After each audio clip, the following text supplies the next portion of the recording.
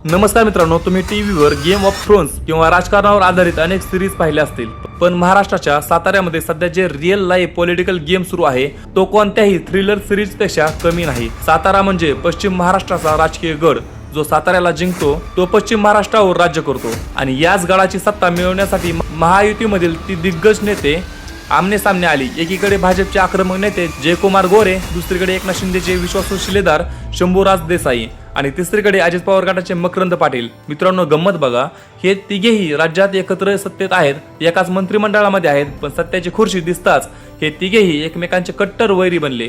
या सत्ता संघर्षात असा एक मोठा धोका झालाय ज्यामुळे राज्याच्या राजकारणामध्ये लवकरच एक मोठा भूकंप येऊ शकतो। मकरंद पाटील यांना त्यांच्याच पक्षाकडून म्हणजे अजित पवार गटाकडून अनेक वेळी साथ मिळाली नाही। या एका चुकीमुळे मकरंद पाटील आता एकनाथ शिंदे यांच्या गोटात सामील होणार का? साताऱ्याच्या गेम ऑफ थ्रोन्स मध्ये नेमका कोणाचा बळी गेला पाहूया या विशेष व्हिडिओमध्ये। त्यामुळे व्हिडिओ कुठेही स्किप न करता शेवटपर्यंत व्हिडिओ नक्की पहा। मित्रांनो, साताऱ्याच्या राजकारणात सध्या सुरू असलेल्या या सत्ता संघर्षाला केवळ एक स्थानिक निवडणूक म्हणणे चुकीचे ठरेल। ही राज्याच्या राजकारणातील बदलत्या समीकरणाचा आणि भविष्यातील युती आघाड्यांच्या रंगीत तालीम आहे। जयकुमार गोरे, शंभूराज देसाई आणि मकरंद पाटील या तीनही नेत्यांच्या साताऱ्याच्या राजकारणात स्वतःची अशी एक मोठी ताकद आहे।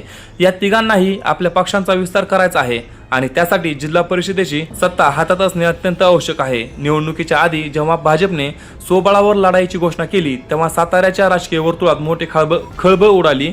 या घोषणेनंतर शिंदे गट आणि अजित पवार गटाने युती करून बहुमत मिळवले, पण खरी अडचण सत्ता स्थापनेच्या वेळी आली। भाजपने आपला अध्यक्ष बसवण्यासाठी पडद्यामागून ज्या हालचाली केल्या त्याने साताऱ्यात मोठा तणाव निर्माण केला।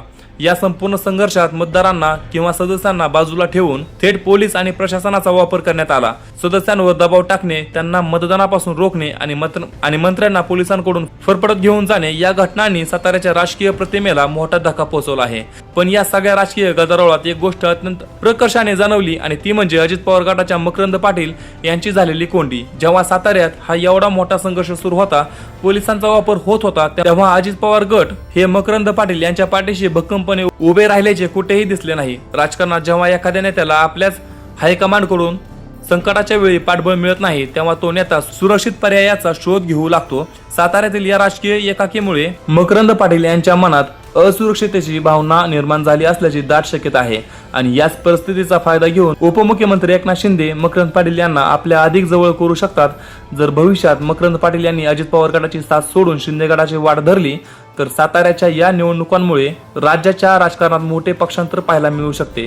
साताऱ्याची ही निवडणूक केवळ एक स्थानिक सत्ता संघर्ष राहिली नसून ती महायुतीतील अंतर्गत अविश्वासाची आणि बदलत्या निष्ठेची एक मोठी कहाणी बनली आहे। याबद्दल तुम्हाला काय वाटते? तुमचं मत आम्हाला कमेंटमध्ये नक्की सांगा। आपण भेटूया पुढच्या व्हिडिओमध्ये, तोपर्यंत आपल्या मराठी वर्ल्ड ह्या YouTube चॅनलला सबस्क्राईब करायला विसरू नका। आपण भेटूया पुढच्या व्हिडिओमध्ये, तोपर्यंत जय हिंद, जय महाराष्ट्र।